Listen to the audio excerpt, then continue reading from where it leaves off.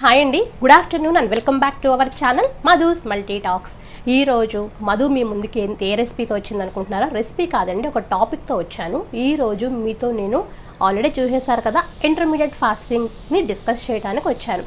చాలా మందికి డౌట్స్ ఉన్నాయండి. ఈ ఇంటర్మీడియట్ ఫాస్టింగ్ ఎలా స్టార్ట్ చేయాలి, ఎవరు స్టార్ట్ చేయాలి, ఏం తినొచ్చు, ఏం తినకూడదు, మధ్యలో ఆపేయొచ్చా, అసలు మనం ఫాస్టింగ్ చేయగలమా లేదా, ఇన్ని డౌట్స్తో చాలామంది ఉన్నారు. సో ఈరోజు నేను వాళ్ళందరికీ కూడా ఒక సింపుల్ ఆన్సర్ అయితే ఇస్తున్నాను. సో ఈ వీడియో అయితే స్కిప్ చేయకుండా లాస్ట్ వరకు చూసేయండి. సో ఇప్పుడు అసలు ఇంటర్మీడియట్ ఫాస్టింగ్ అంటే ఏంటండి? ఇంటర్మీడియట్ ఫాస్టింగ్ అంటే ఇది మనం ఏం తింటున్నాం అనేది మ్యాటర్ కాదండి, ఎప్పుడు తింటున్నాం అనేది మ్యాటర్. ఇది ఫస్ట్ పాయింట్. ఇంకొకటి ఏంటంటే, ఈ ఇంటర్మీడియట్ ఫాస్టింగ్లో మన మెయిన్ మోటో ఏంటంటే, మన బాడీలో ఇన్సులిన్ లెవెల్స్ని కంప్లీట్గా డౌన్ చేసేయాలి.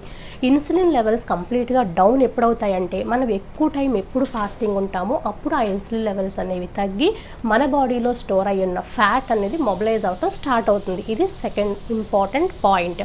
ఇంకొకటి, మీరు ఫాస్టింగ్లో ఉన్నప్పుడు మీరు కనుక మళ్ళీ షుగర్స్ అని సాలిడ్స్ అని తినేస్తే ఇంటర్మీడియట్ ఫాస్టింగ్ అనేది వర్క్ అవ్వదు.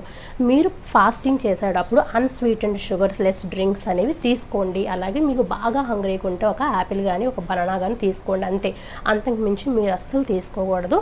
అసలు తీసుకోకుండా ఉంటే ఇంకా మంచిది. మీరు వాటర్ మీదే ఉండాలి. అలాగే మీరు ఈ కాఫీ అని సినమన్ వాటర్ అని షుగర్ లేకుండా తాగండి, అది కూడా టేస్ట్ చేయొచ్చు. ఇంకోటి ఏంటి అంటే, ఈ ఇంటర్మీడియట్ ఫాస్టింగ్ అనేది అప్పుడున్న మెథడ్స్ అన్నింటిలో కూడా అందరికీ బాగా వర్క్ అయ్యేది 16:8 రేషియో.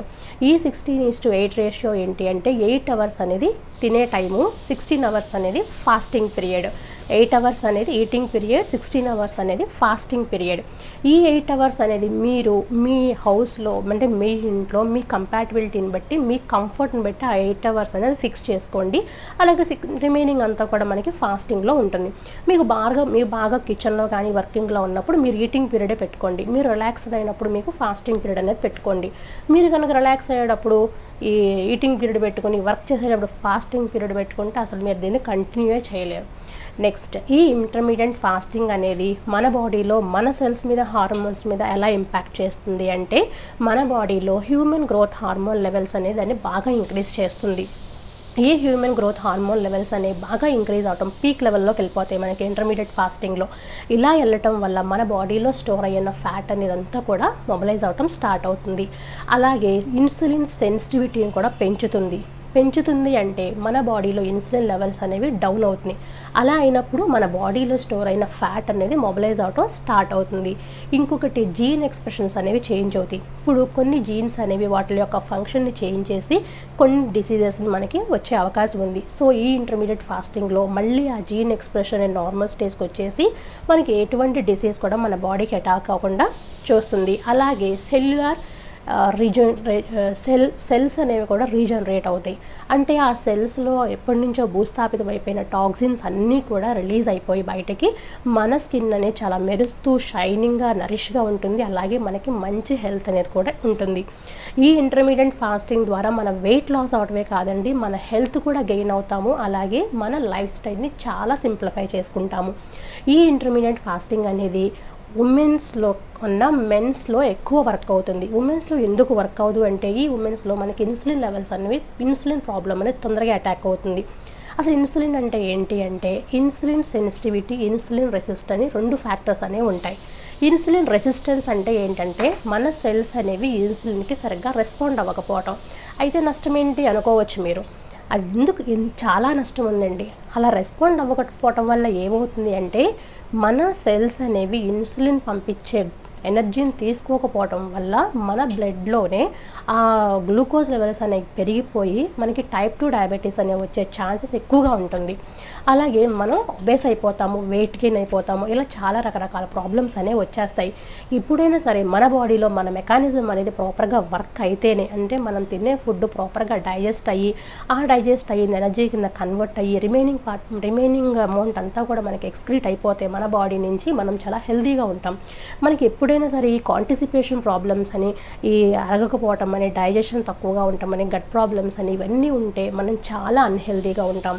సో ఇంటర్మీడియట్ ఫాస్టింగ్ చేయటం వల్ల మన బాడీకి మనం ఇనఫ్ టైం అనేది ఇస్తున్నాం. మనం ఇచ్చే ఫుడ్ డైజెస్ట్ చేసుకోవడానికి మన బాడీకి మనం కొంత పీరియడ్ అనేది ఇస్తున్నాం. ఆ పీరియడ్లో ఏం జరుగుతుందంటే, ఆ ఫుడ్ అనేది కూడా చాలా చక్కగా డైజెస్ట్ అయ్యి ఫ్యాట్ అనేది కూడా ఎక్కడ స్టోర్ అవ్వకుండా మన బాడీలో నుంచి బయటకు వచ్చేస్తుంది. మనం కనుక ఫాస్టింగ్ చేయకపోతే ఏమవుతుంది, మనం ఫుడ్ టైం పీరియడ్ లేకుండా తినేస్తూ ఉంటే మన బాడీలో అది ఎక్కడ ఉండాలో తెలియక వెళ్ళి సెల్స్లో మనకు అది ఫ్యాట్ కింద స్టోర్ అయిపోయి అలా మనం ఒబేస్గా వెయిట్ గెయిన్ అనేది అయిపోతాం. సో మీ కాన్సెప్ట్ అర్థమైంది కదా. మనం మన బాడీకి ఇన్నఫ్ టైం అనేది ఇవ్వాలి. దేనికి? ఫ్యాట్ అనేది మొబిలైజ్ అవ్వటానికి, మనం తిన్న ఫుడ్ అనేది డైజెస్ట్ అవ్వటానికి. సో ఇంకొకటి ఏంటంటే మెన్స్లో చెప్పాను కదా, ఉమెన్స్లో తక్కువ పనిచేస్తుంది, అలాగే మెన్స్లో ఈ ఫాస్టింగ్ అనేది ఎక్కువ పనిచేస్తుంది. మన బాడీలో ఈ ఇన్సులిన్ లెవెల్స్ అనేవి తక్కువగా ఉండి ఈ హ్యూమన్ గ్రోత్ హార్మోన్ లెవెల్స్ అనేవి ఎక్కువగా ఉన్నాయి అంటే ఒక ఫ్యాట్ బర్నింగ్ హార్మోన్ కూడా మన బాడీలో ఆటోమేటిక్గా రిలీజ్ అవుతుందండి. అదే నోర్ అడ్రినాలిన్. ఈ నోర్ అడ్రినాలిన్ అనేది మనకి ఫ్యాట్ని బర్న్ చేయడానికి బాగా ఉపయోగపడుతుంది. అండ్ ఇంకోటి ఏంటంటే మనకి ఇంటర్మీడియట్ ఫాస్టింగ్ చేయడం ద్వారా మన బాడీ యొక్క BMR మెటబాలిక్ రేట్ అనేది బాగా పెరుగుతుంది. సో ఇలా చేసేటప్పుడు మీరు ఒక 1 or 1.5 months చేసిన తర్వాత కొన్ని సైడ్ ఎఫెక్ట్స్ కూడా వస్తాయి. మెయిన్గా మనకి నీరసం వస్తుంది, హెడేక్ వస్తుంది, బ్రెయిన్ ఫంక్షనింగ్ అనేది తగ్గిపోతుంది, చాలా నీరసంగా చిరాగ్గా అనిపిస్తుంది. సో అటువంటి టైంలో మీరు కనుక ఈ డైట్ని ఆపేసినట్టయితే మళ్ళీ మీరు మొదటికి వచ్చేస్తారు. కానీ ఆ కండిషన్ కనుక మీరు ఓవర్కమ్ చేసినట్టయితే మీరు మీ ఇంటర్మీడియట్ ఫాస్టింగ్ జర్నీలో సక్సెస్ అయినట్టే. సో అక్కడ మీ బాడీ అనేది కంప్లీట్గా డీటాక్స్ అనేది జరిగిపోయింది. అంటే మీ బాడీలో ఫ్యాట్స్ అనేవి ఇంకా స్టోరేజ్ లేవు.